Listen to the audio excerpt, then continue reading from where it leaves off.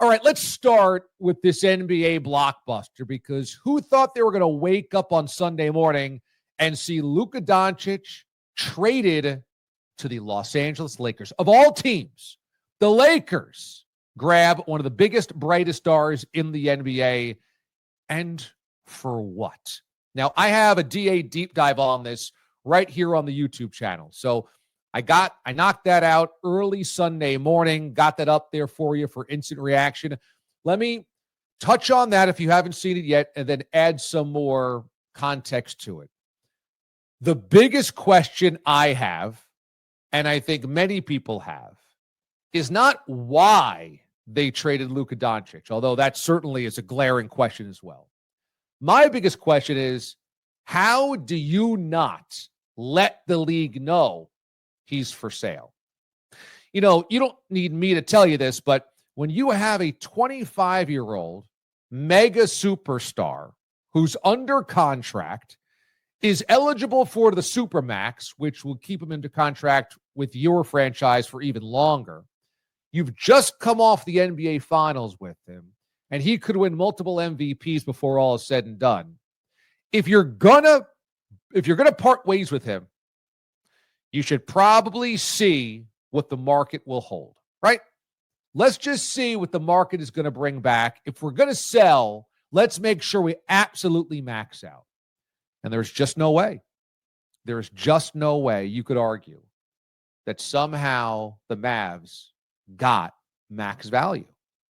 Now, even if you think that Anthony Davis is a really good fit for the Mavericks, and even if you feel like defense, which is what their GM Nico Harrison said was the reason they did this, they wanted to get better defensively, even if you believe that is what drives all of this, you'd of course open something up like this to the rest of the league to see if the other 28 basketball teams, GMs, owners wanted to jump into the mix. If you had an incredibly valuable asset, which the Mavs did, and you were going to part ways with it, you certainly wouldn't sell it to your neighbor without getting it valued. You certainly wouldn't just push it off to a friend of yours before seeing what other buyers might spend on it, unless you were doing a favor. That's the only way, unless you were doing a favor. You can convince me, if you wanted to really rationalize this, that new ownership after Mark Cuban said, we don't think Luka Doncic is worth a Supermax because he's not committed defensively, or because he's not committed to his conditioning, or because this year he's injured and he doesn't seem like he's rushing to get back. Now, I would disagree with that thinking, but that's at least a rationale. You could say, hey, coaches and front office felt that Luka's defense is such a problem, as we saw last year in the NBA Finals, that even as great as he is offensively, will never be able to legitimately win a championship because he doesn't take that side of the basketball seriously enough.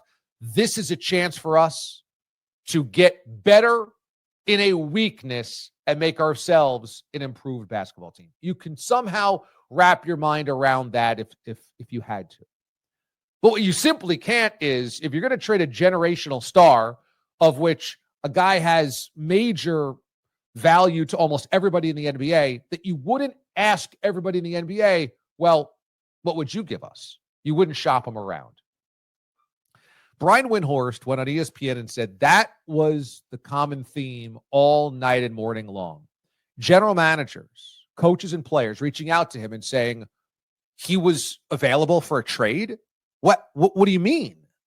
The fact that even the most inside of insiders, Windhorst, other GMs, had no idea this was on the clock, that is the biggest what the heck. And I started going down a list of what the background is of the guy that traded Luka Doncic for Anthony Davis in a first-round draft pick. And it turns out that Nico Harrison is a longtime Nike employee who had LeBron James as one of his most important clients. That, to me, smelled real fishy, real fishy. Now, as I laid out in the DA deep dive from earlier in the day, Nico Harrison spent 19 years at Nike handling the basketball side of marketing and the basketball client list. And that's, of course, a massive part of Nike's brand. And that means that he developed relationships with many, many players and certainly people around the NBA, which is how you jump from sneaker executive to basketball general manager.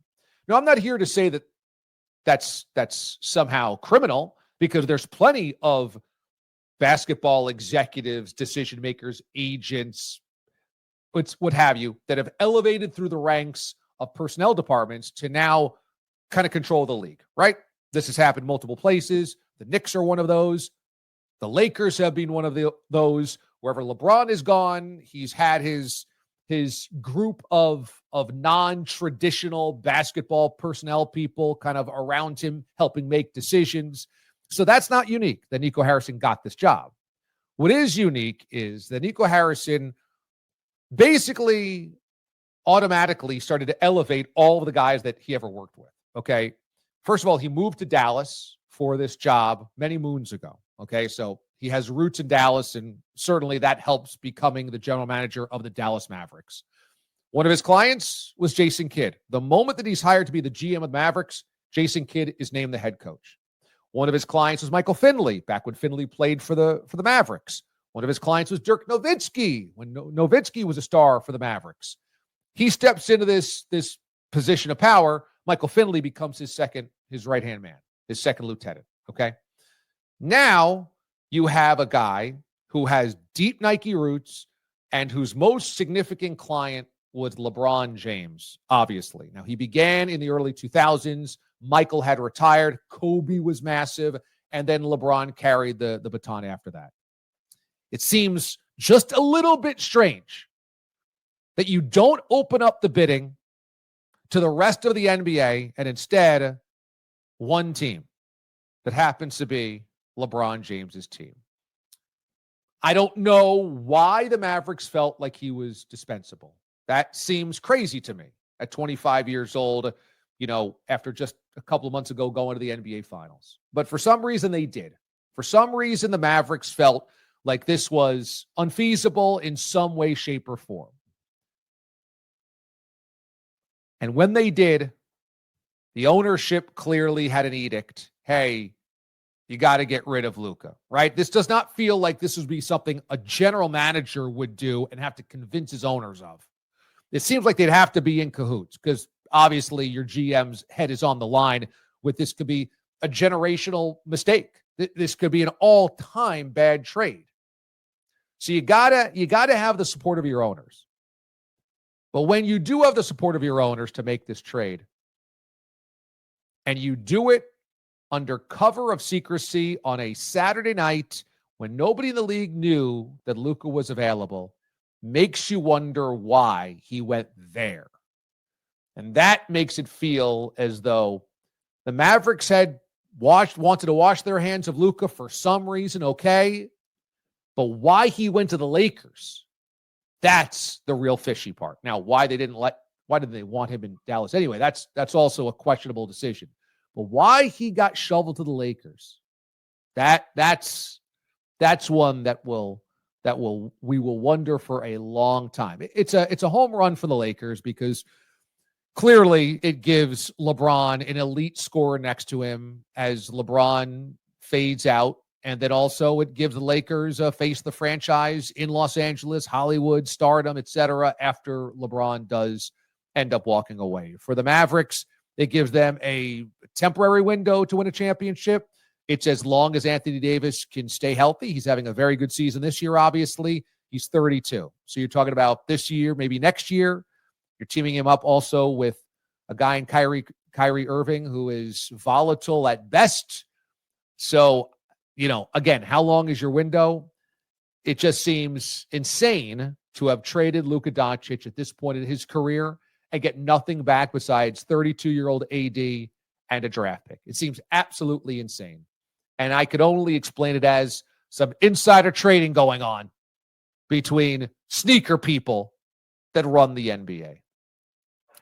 So we go into Super Bowl week, and the jumping off point is a mega blockbuster for the NBA before the trade deadline.